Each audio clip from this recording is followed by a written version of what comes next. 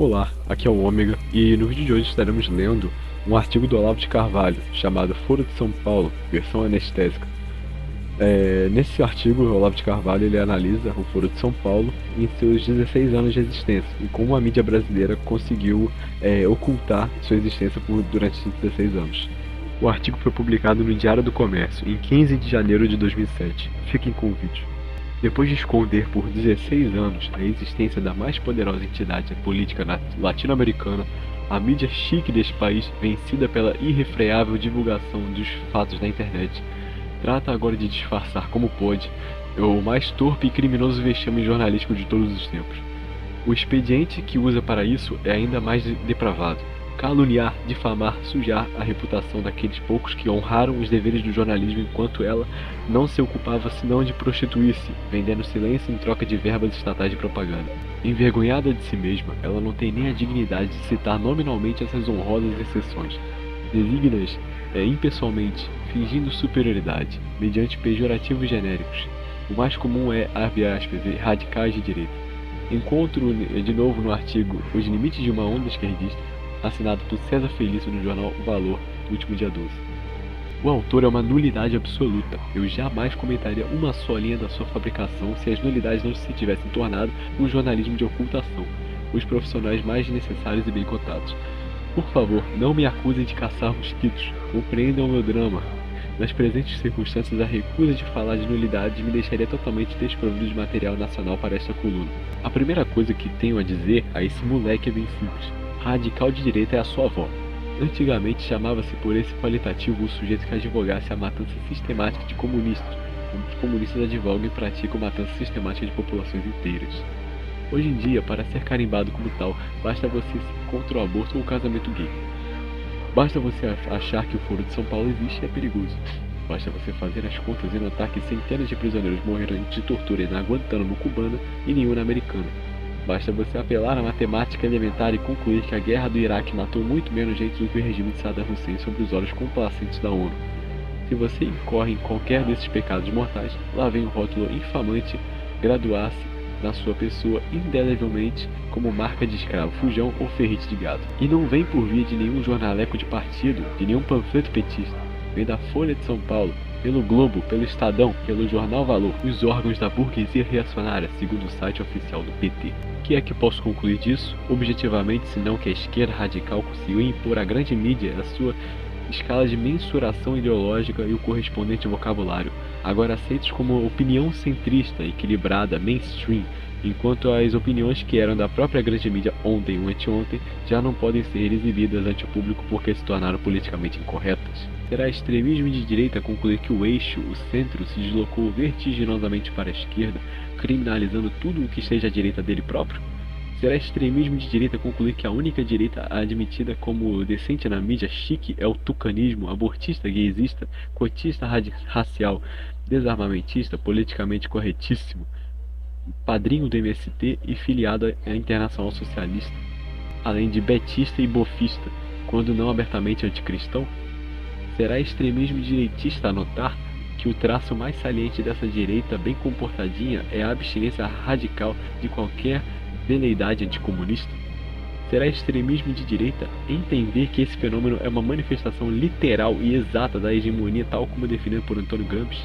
Será extremismo de direita concluir que o establishment midiático deste país é, no seu conjunto, um órgão da esquerda militante mesmo em seus momentos de superficial irritação antipetista, quando jamais proferiu contra o partido dominante uma só crítica que não viesse de dentro da esquerda mesma e que não fosse previamente expurgada de qualquer vestígio de conteúdo ideológico direitista? Qualquer pessoa intelectualmente honesta sabe que um juízo de fato não pode ser derrubado mediante rotulação infamante. Tem que ser impugnado pelo desmentido dos fatos. Se quiser rotulá-lo, faça depois de provar que é falso, não antes. Não em substituição ao desmentido.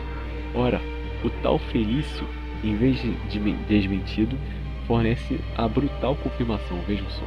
Abre aspas. O grupo que se reúne a partir de hoje em São Salvador atende pelo nome de Foro de São Paulo e nasceu sob o patrocínio do PT, em 1990. Os encontros anuais não costumam chamar muita atenção, a não ser de certos radicais de direita no Brasil. Fecha aspas. Ora, como é possível que encontros esquerdistas anuais repetidos ao longo de uma década e meia, com centenas de participantes, entre os quais vários chefes de Estado, não chamem a atenção exceto os radicais de direita? Ninguém na esquerda prestou atenção ao Foro de São Paulo? O senhor Lula fez um discurso presidencial inteiro a respeito sem prestar a mínima atenção à entidade da qual falava? Além disso, quando presidia pessoalmente as sessões da entidade até 2002, não lhe prestou nenhuma atenção?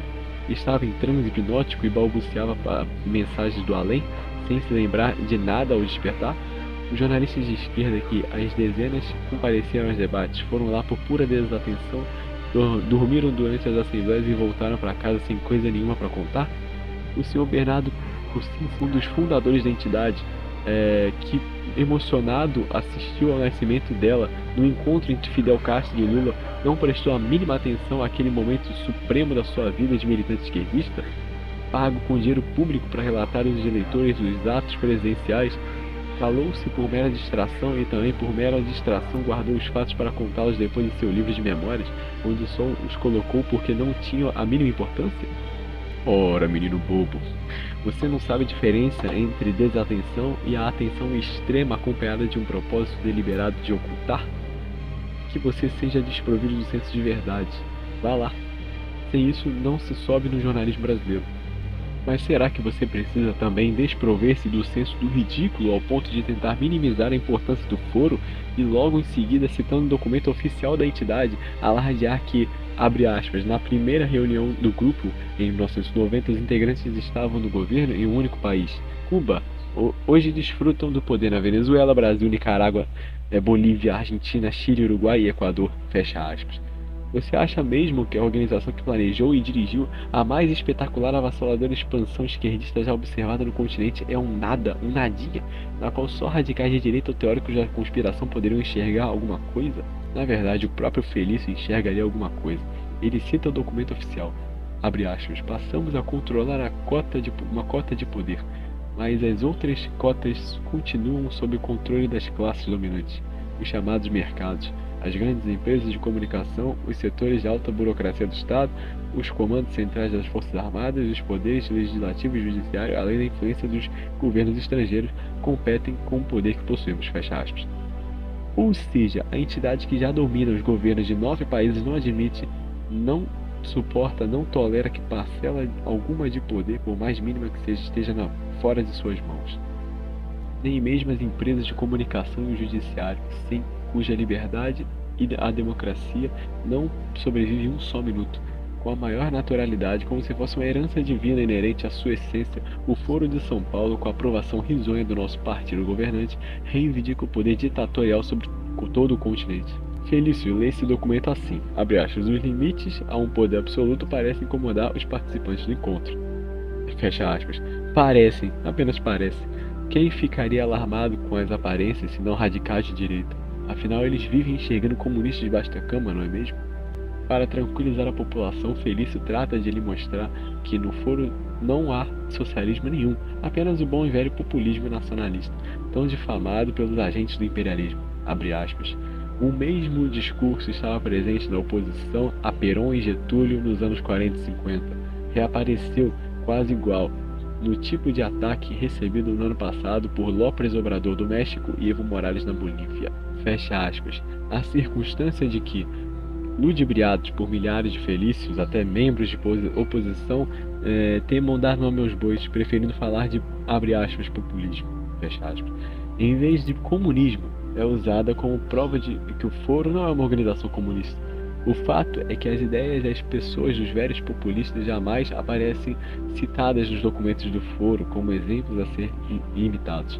Ao contrário, os apelos à tradição revolucionária comunista ressurgem a cada linha, como todos os seus heróis e símbolos, como todos os cacoetes linguísticos medonhos do jargão marxista-leninista mais típico e obstinado, acompanhados da declaração explícita, infindavelmente repetida, de que a meta é o socialismo. Mas, de certo, todos os participantes do foro, todos aqueles tarimbados militantes revolucionários treinados em Cuba, na China e na antiga União Soviética, são equivocados quanto à sua própria ideologia e metas. Eles apenas pensam que são comunistas, socialistas, marxistas. Felício é quem, penetrado nos seus olhos de raio-x no fundo das almas deles, sabe que não há nada disso. São getulistas que se ignoram. A prova? Ele não se recusa a fornecê-la. É esta, abre aspas. Antes de ser uma verdadeira marcha ao socialismo, a ofensiva de Chávez sugere a coroação de um processo de concentração de poder, fecha aspas. Entender a lógica profunda? Se é concentração de poder, não é socialismo. Pena que ninguém avisou isso a Marx, Lenin, Stalin, Mao Tse-tung, Fidel e Che Guevara.